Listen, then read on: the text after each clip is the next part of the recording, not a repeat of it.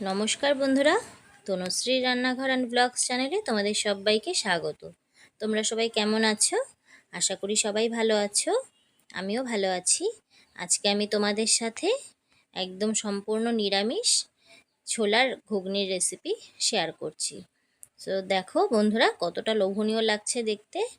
এটা কিন্তু খেতেও দারুণ হয়েছিল বন্ধুরা। তো ভিডিওটি স্কিপ না করে চলো আমরা দেখে নেই।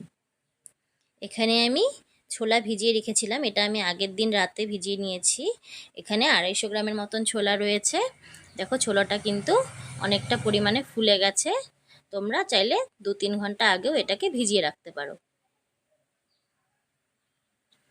এবারে প্রেসার কুকারে আমি ছোলাটাকে ঢেলে দিয়েছি। ঢেলে দিয়ে নুন দিয়ে মোটামুটি 3টে সিটি আমি এতে দিয়ে নেব। যেহেতু ছোলার জলটা পরিষ্কারই ছিল, সেই কারণে কিন্তু আমি আর জলটা চেঞ্জ করে দিইনি, ওই জলেই ছোলাটা ভিজিয়ে দিয়েছি। এবারে চলো তাহলে 3টে সিটি দেওয়া যাক। এবারে গ্যাসটাকে আমি বের করে দিয়েছি প্রেসার কুকারের। এবারে ঢাকা খুলে তোমাদেরকে দেখিয়ে দিচ্ছি যে ছোলাটাকে ঠিক কিভাবে আমি সেদ্ধ করে নিয়েছি।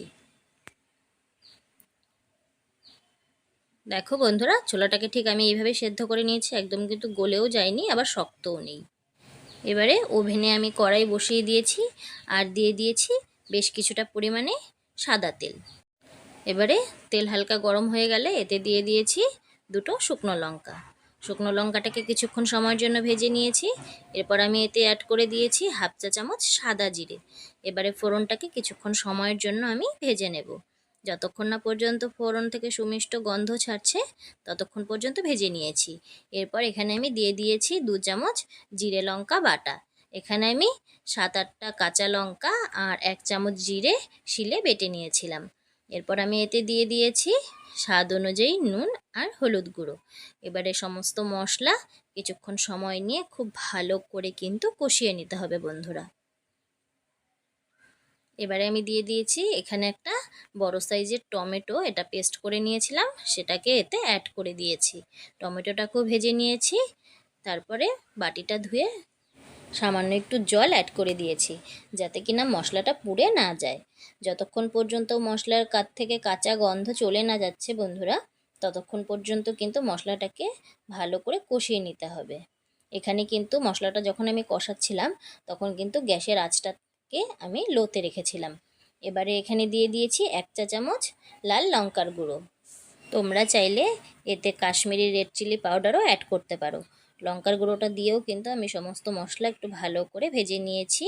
তারপর যে আমি ছোলাটা সেদ্ধ করে রেখেছিলাম সেই ছোলাটাকে একটা ঝাঁঝরিতে ঢেলে দিয়েছি। তারপরে ছোলাটাকেও এর সাথে অ্যাড করে দিয়ে ছোলাটাকেও কিন্তু 2 মিনিটের মতন একটু ভেজে নিচ্ছি।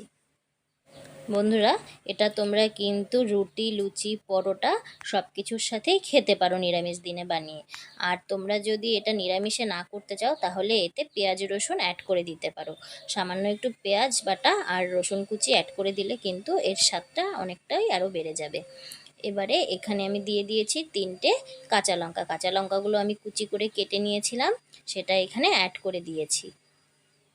এবারে এখানে 1/2 বাটির মতন সামান্য একটু জল দিয়েছি, যাতে কিনা রান্নাটা আরও কিছুটা সময় নিয়ে করতে পারি, সেই কারণে কিন্তু। আর 1/2 বাটির মতন জল অ্যাড করে দিয়েছি, কিন্তু আমি পুরো জলটাই কিন্তু বন্ধুরা শুকিয়ে ফেলবো, তাহলে মশলাটাও ভালোভাবে কষানো হয়ে যাবে, এদিকে ছোলাটাও কিছুক্ষণ সময় নিয়ে রান্না হয়ে যাবে। তো দেখতেই পাচ্ছ বন্ধুরা, একদম পুরোপুরি কিন্তু শুকিয়ে গেছে। এবারে এতে অ্যাড করে দিয়েছি কিছুটা পরিমাণে ধনেপাতা কুচি। সো ধনেপাতা কুচিটা কিন্তু তোমরা অবশ্যই অ্যাড করে দিও, তাহলে এর স্বাদটা তোমরা আরও বেশি ভালো পাবে।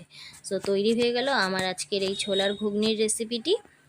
ভিডিওটি যদি ভালো লেগে থাকে বন্ধুরা, অবশ্যই একটা লাইক দিয়ে পাশে থেকো। আর আমার চ্যানেলে যারা নতুন তাদেরকে অসংখ্য অসংখ্য ধন্যবাদ। দেখো বন্ধুরা, এবারে কিন্তু একটা পাত্রে আমি এটাকে সার্ভ করে নিচ্ছি। তো তোমরা যদি সম্পূর্ণ ভিডিওটি দেখে থাকো তাহলে প্লিজ একটা লাইক দিয়ে দেখে নিও। সম্পূর্ণ ভিডিওটি দেখার জন্য বন্ধুরা অসংখ্য অসংখ্য ধন্যবাদ। এভাবেই তোমরা আমার পাশে থেকে যেও। পরবর্তী ভিডিওর অপেক্ষায় থেকো। সকলে ভালো থেকো, সুস্থ থেকো।